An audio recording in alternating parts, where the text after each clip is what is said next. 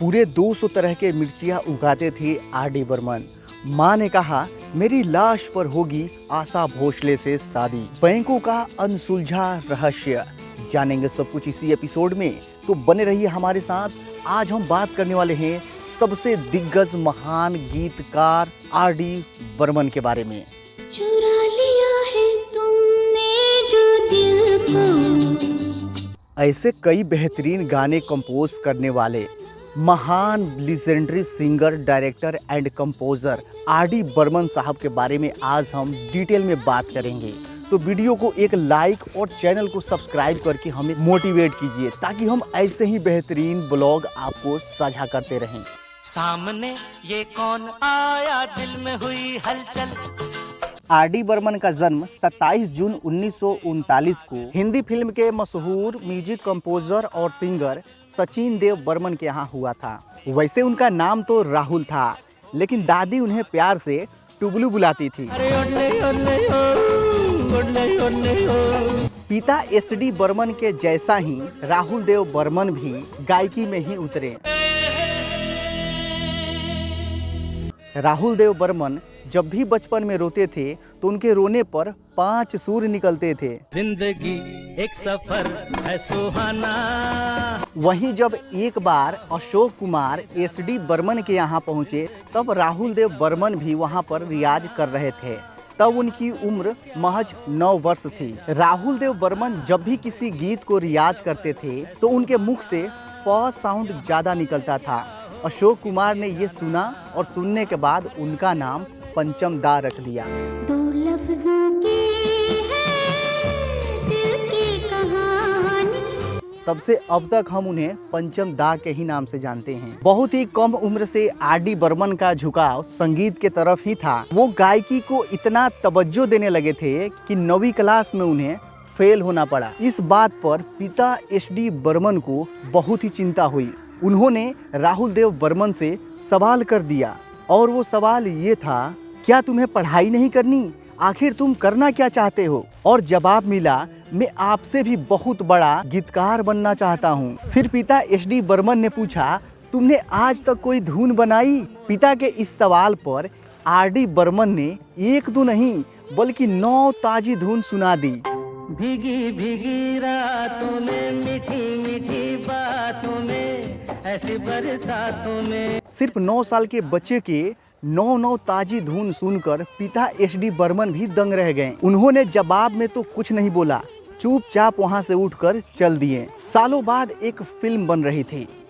Film का नाम था फंटूस, जो कि 1956 में रिलीज होने वाली थी। जब फिल्म बनकर रिलीज हुई, उस वक्त आर.डी. बर्मन यानी कि राहुल देव बर्मन 17 वर्ष के थे। जब राहुल देव बर्मन ये फिल्म को देखने के लिए सिनेमा घर में पहुंचते हैं, तो यहाँ पर राहुल देव बर्मन को एक जोरदार धक्का लगता है। और वो धक्का ये था, पिता के कॉम्पोजिशन में बने धुन ये वही धुन थी जो राहुल देव बर्मन ने 9 साल पहले बनाया था। और वो गाना था, आई मेरी टोपी पलट के।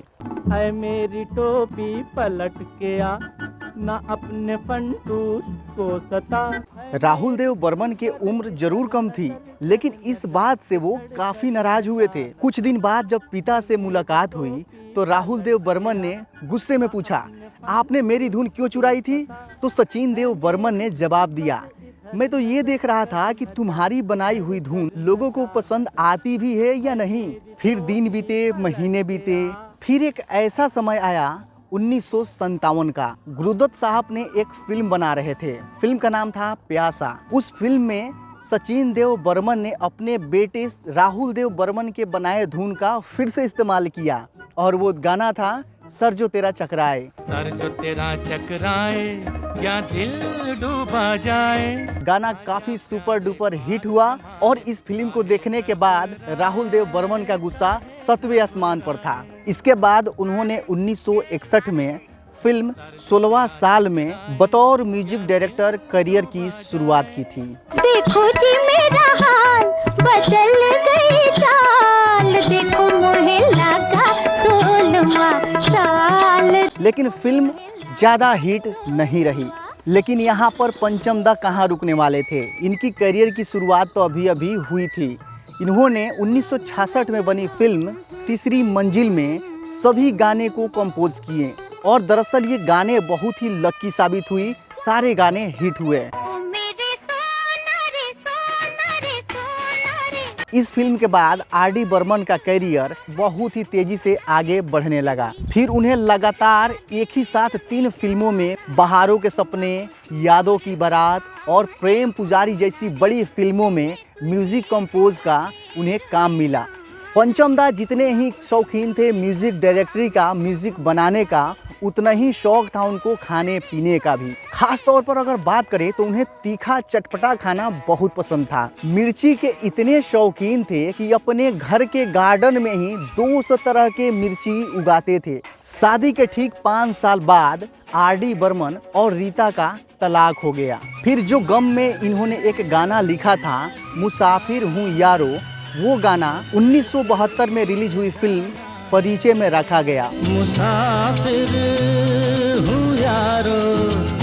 और ये गाना बहुत पॉपुलर हुआ। अब चलिए जानते हैं आर.डी. बर्मन और आशा भोसले की लव स्टोरी। वैसे तो आशा भोसले पहले से ही शादीशुदा थी और उनके 3 बच्चे भी थे, लेकिन वो अपने 3 बच्चों की जिम्मेदारी अकेले संभाल रही थी। आशा भोसले और राहुल देव बर्मन 1956 में ही मिल चुके थे, तब से इनकी परिचय थी। और जब इन्होंने देखा कि आशा भोसले अकेले अपनी ज़िंदगी को व्यतीत कर रही हैं, तब एस.डी. बर्मन ने उनसे शादी करने का फैसला किया। लेकिन आर.डी. बर्मन की मां ने इससे काफ़ी नाराज़ हो गई थी। उन्होंने कहा कि किसी भी कीमत पर आशा भोसले से शादी हम नहीं होने देंगे। उन्होंने यहाँ तक कह दिया था कि अगर आशा भोसले से शादी हुई तो वो मेरे लाश पर होगी। फिर कैसे हुई आर.डी. बर्मन और आशा भोसले की शादी? बैंक के लॉकर में आखिर क्या था वो चीज जिसका गोथी आज तक नहीं सुलझा? जानेंगे हम अगले एपिसोड में। जल्दी से एक लाइक कर दीजिए, चैनल को सब्सक्राइब कर दीजिए ताकि हम जल्दी से जल्दी एक नया एपिसोड लेकर के आएं और उसमें सारे रहस्यों का उजागर करें। शुक्रिया।